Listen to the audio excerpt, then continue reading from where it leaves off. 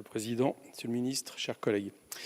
34 milliards de dollars en un an, soit 1000 dollars par seconde. C'est le montant des bénéfices engrangés par Moderna, Pfizer et Biotech en 2021. Les vaccins contre le Covid-19 engendrent des profits financiers absolument exorbitants. Et ces profits sont privatisés, totalement accaparés par les laboratoires privés, alors que rien n'aurait été possible sans financement public. Rien n'aurait été possible sans les 30 ans de recherche publique sur l'ARN. Rien sans les financements très généreux de la recherche et développement sur le Covid par les États, soit plus de 10 milliards rien que pour la recherche directe sur le vaccin. Et rien enfin sans le système de précommande de doses qui a protégé les labos des risques financiers en faisant payer les États sans garantie d'efficacité des vaccins, ni même de garantie qu'ils sortent vraiment à jour. Il n'y a qu'à voir le cas Sanofi qui a bénéficié d'une précommande de 300 millions de doses par la Commission européenne, sans qu'à ce jour, qui que ce soit n'ait encore pu bénéficier d'un vaccin produit au pays de Pasteur. Cette information ce matin laisse penser qu'on peut peut-être s'attendre à un vaccin prochainement, mais j'ai un peu peur que ça soit comme la cavalerie, que ça arrive en retard. Sanofi symbolise parfaitement tout ce qui ne va pas dans la gestion à la fois de la crise Covid et de la recherche française. Ce laboratoire a bénéficié de plus d'1 milliard d'euros en crédit impôt recherche sur les 10 dernières années. Ce laboratoire réalise 80% de ses bénéfices sur des produits pris en charge par la sécurité sociale.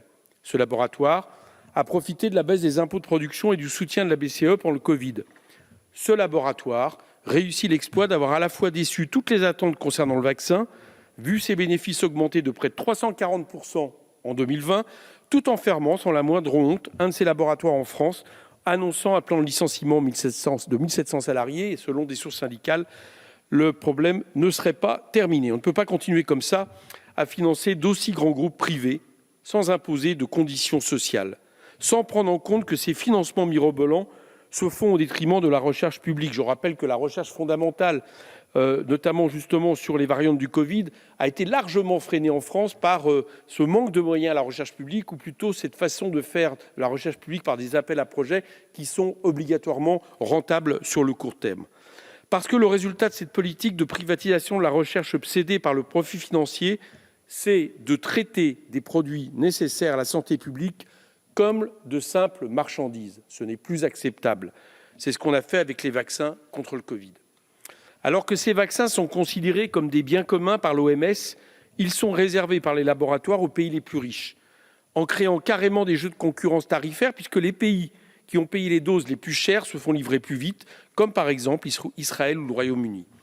Les inégalités sont donc légion dans la distribution du vaccin, et ce, alors que le directeur général de l'OMS s'inquiète du détournement des doses disponibles par des pays déjà fortement vaccinés, comme l'est la France. Il a même précisé qu'à cause de ça, je cite, « des programmes de rappel sans discernement ont toutes les chances de prolonger la pandémie plutôt que d'y mettre fin ».